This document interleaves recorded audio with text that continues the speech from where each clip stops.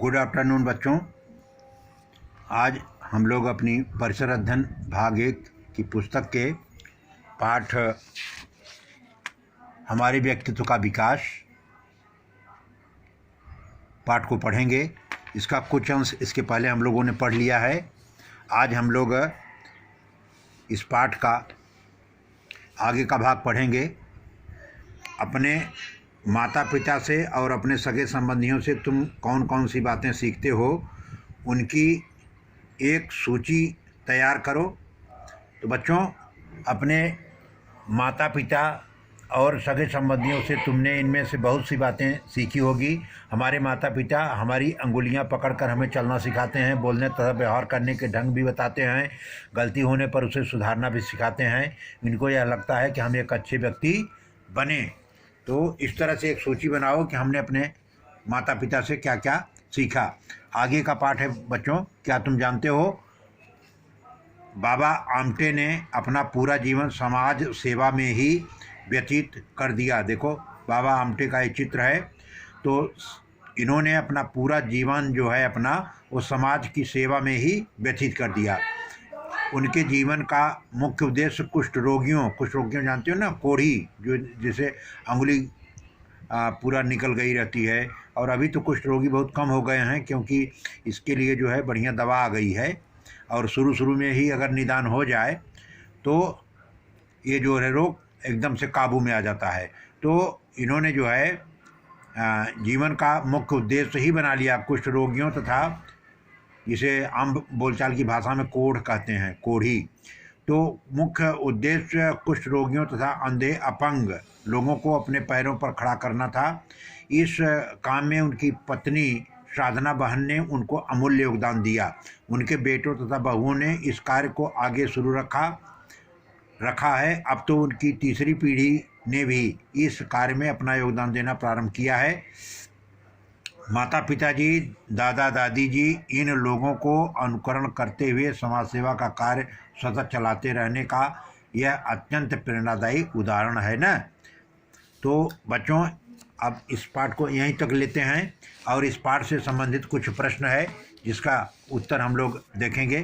तो पहला प्रश्न है, अपने माता पिता से और अपने सगे संबंधियों से तुम कौन कौन सी बातें सीखते हो। तो बच्चों, अपने माता पिता से और अपने सगे संबंधियों से हम अनेक बातें सीखते हैं।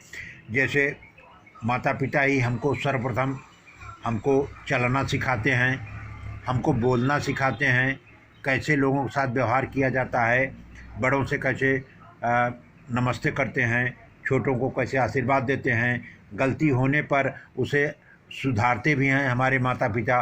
उनको ऐसा लगता है कि हम एक अच्छा इंसान बने, हम एक अच्छा माने समाज में अच्छी तरह से हम घुल मिल जाएं और बढ़िया काम करें।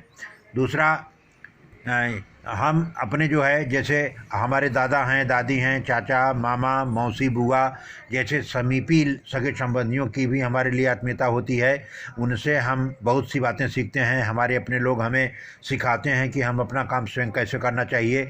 जब हमें सब कार्य अपने आप तथा सुचारू ढंग से करते लगते हैं, तब सब लोग लाड प्यार के साथ सराहना करते हैं। सब लोग यह भी कहने लगते हैं कि अब तुम बड़े हो गए हो। तो इस तरह से बच्चों जो है जो भी चीज़ें हैं उनकी एक सूची बनाओ कि हम अपने मम्मी पापा से या अपने बड़े बूढ़ों से क्या क्या सीखा।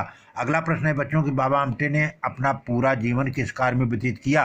तो बच्चों, बाबा आमटे ने अपना पूरा जीवन कुष्ठ रोगियों तथा अंधे अपंग लोगों को अपने पैरों पर खड़ा करने का जो है एक साहसपूर्ण कार्य पूरे जीवन किया। अगला प्रश्न है, बाबा आमटे का मुख्य उद्देश्य क्या रहा।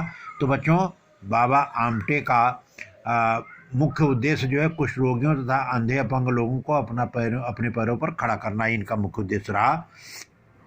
बाबा आमटे के काम में किसने भरपूर सहयोग दिया। तो बच्चों, उनके इस काम में उनकी धर्मपत्नी साधना बहन ने अमूल्य योगदान दिया। बच्चों, अगला प्रश्न है, बाबा आमटे के कार्य को उनके बाद आगे कौन शुरू रखा। तो बच्चों, उनके बेटों ने और बहुओं ने उनके इस कार्य को आगे भी शुरू रखा। अब तो उनकी तीसरी पीढ़ी ने भी इस कार्य में अपना योगदान देना प्रारंभ किया है।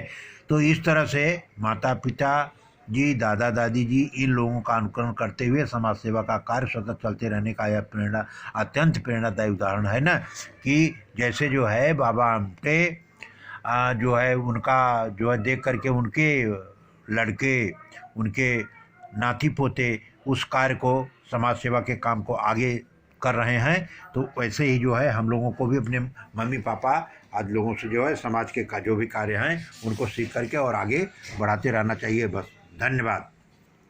आज का पाठ यहीं समाप्त करते हैं।